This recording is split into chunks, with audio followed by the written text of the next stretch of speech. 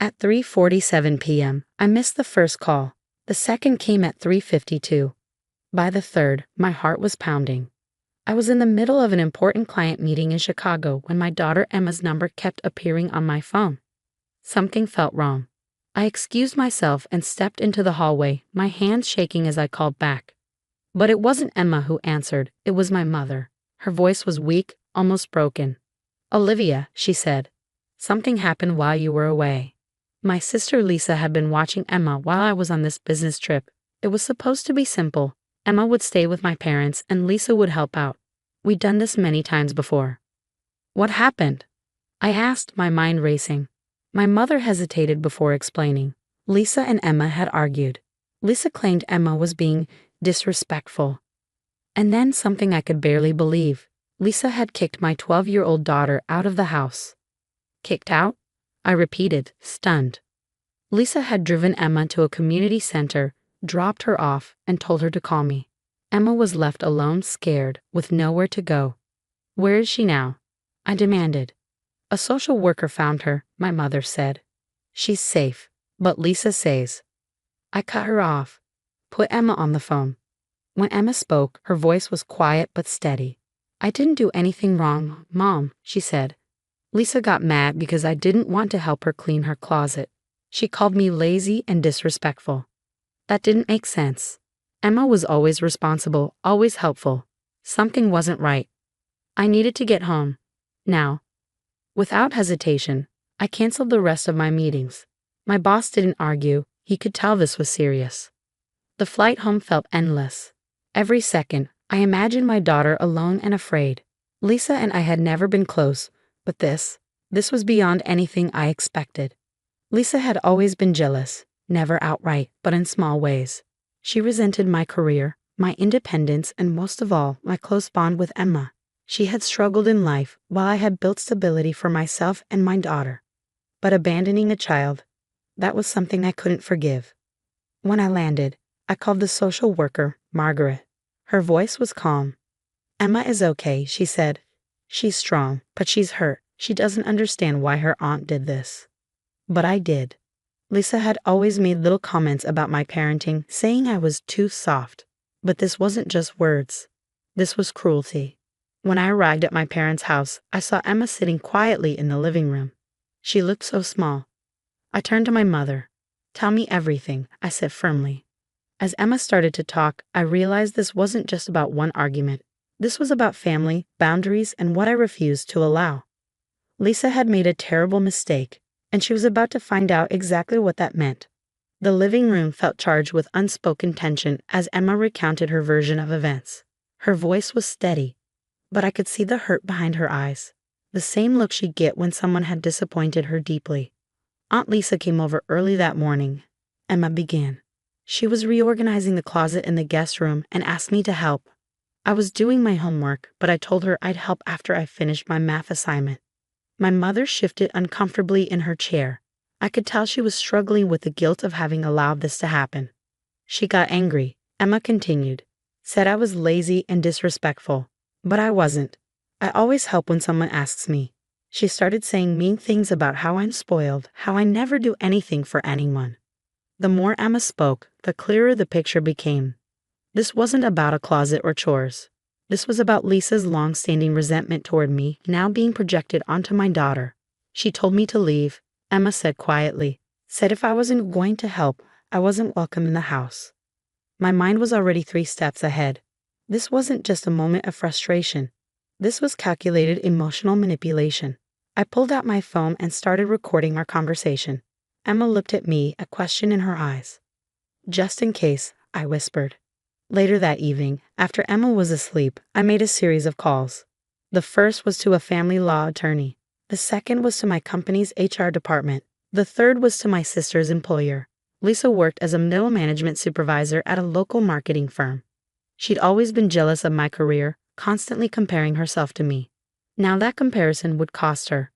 The next morning, Lisa arrived at my parents' house, clearly expecting to explain herself. What she didn't expect was me waiting for her. "We need to talk," I said, my voice calm but razor sharp. Her confident swagger faltered. "About what?" About you abandoning a 12-year-old child. About your behavior. About the fact that what you did is considered child endangerment. Lisa laughed, but it was a nervous sound. You're overreacting. Emma was fine, the social worker. The social worker who found a minor alone and scared. The one who filed an official report. I watched the color drain from her face. I had documentation, statements from Emma, the social worker's report, text messages Lisa had sent revealing her pattern of behavior. I've been gathering evidence, building a case. I've spoken with your employer, I continued. They take a very dim view of employees who engage in child endangerment, especially those in management positions. Lisa's bravado crumbled. You wouldn't. Watch me. The next few weeks were a strategic dismantling of Lisa's life. Not out of vengeance, but out of a clear message. Actions have consequences. Her employer launched an internal investigation. The family law attorney advised me on potential legal actions. I wasn't just protecting Emma. I was creating a barrier that would prevent Lisa from ever putting my daughter in danger again. What Lisa didn't understand was that this wasn't about punishment. This was about establishing boundaries, about showing Emma that she was valued, protected, and never to be treated as disposable. Emma was resilient. She threw herself into her studies, into her art, into our relationship. But I could see the impact of Lisa's actions. The slight hesitation when family gatherings were mentioned. The way she'd sometimes look uncertain when adults were discussing something. My parents were caught in the middle. They loved both their daughters, but they couldn't ignore the severity of Lisa's actions. She needs help, my mother said during one of our conversations. Professional help. I agreed, but help couldn't come at the expense of Emma's safety or emotional well-being.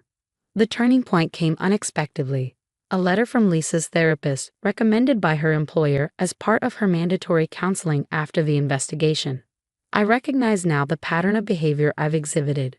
The letter read, summarizing Lisa's therapeutic insights. My jealousy toward my sister, my resentment of her success, my inability to process my own failures, these were projected onto her child. It wasn't an apology. Not yet. But it was acknowledgement, a first step. Emma read the letter with me. Her response was simple but profound.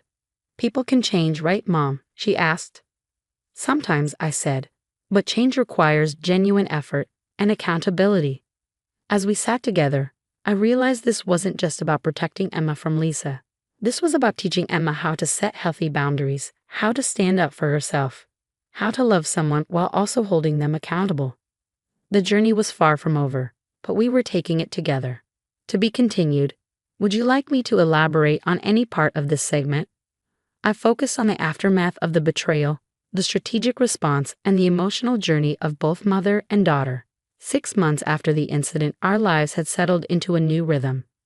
Emma had joined a youth leadership program, her confidence growing with each passing week. The experience of standing up to her aunt had transformed her in ways I hadn't anticipated. One Saturday morning, an unexpected invitation arrived. A letter from Lisa requesting a meeting at a local coffee shop. Emma discovered it first, bringing it to me with a mix of curiosity and apprehension. Do you want to go? I asked her, giving her complete control of the decision. She thought for a moment. Yes, Emma said finally. I want to hear what she has to say. The coffee shop was neutral ground. I watched carefully as Lisa approached our table, her usual bravado replaced by a nervous energy. She looked smaller somehow, less intimidating. Hi, she said quietly, her eyes first meeting Emma's, then mine. Emma spoke first, a trait she'd inherited from me. Direct, unafraid. Why did you do what you did? Lisa's hands trembled around her coffee cup. I was jealous, she admitted, of your mom's success, of how close you two are. I felt like I was always falling short. The raw honesty was unexpected. Emma listened, her face a careful mask of neutrality. Jealousy isn't an excuse for hurting a child, Emma said. The words were mine, but spoken in her voice. I watched the conversation unfold, ready to intervene but allowing Emma her moment. This was her healing, her confrontation. Lisa's therapy had clearly made an impact. She didn't argue, didn't make excuses. She listened. I'm trying to be better, Lisa said finally, not just for you, but for myself. Emma looked at me, a silent conversation passing between us. I saw the moment she made her decision. "I accept your apology," she said, "but trust takes time." The weeks following that meeting were transformative. Lisa began making genuine efforts, small gestures, birthday cards, occasional texts checking on Emma's school projects. No grand declarations, just consistent, quiet attempts to rebuild. My parents watched carefully. They'd been torn during the initial conflict, now cautiously hopeful. At Emma's year-end school presentation, an unexpected guest arrived. Lisa, sitting quietly in the back, watching with pride. Emma noticed her, paused mid-presentation, then continued, a small smile playing on her lips. Later, she told me, "I want her to be part of my life, but on my terms." The legal consequences for Lisa were significant but not destructive. A formal warning from her company, mandatory counseling, and a clear understanding that such behavior would never be tolerated again. What started as a moment of betrayal had become a lesson in accountability, healing, and the complex nature of family relationships. Emma's resilience amazed me. She didn't just survive the experience, she grew from it. The youth leadership program recognized her for a special award, celebrating her courage and emotional intelligence. "Sometimes the strongest thing you can do is set a boundary," her program director told her during the ceremony. As I watched my daughter accept her award, I realized we had transformed a moment of potential trauma into a powerful story of growth. Lisa wasn't completely forgiven, but she was given a chance, a carefully monitored, conditional chance to be part of our lives. Family isn't about perfect relationships, I told Emma later that evening. It's about respect, accountability, and the willingness to grow. She hugged me tight. "We did this together," she whispered.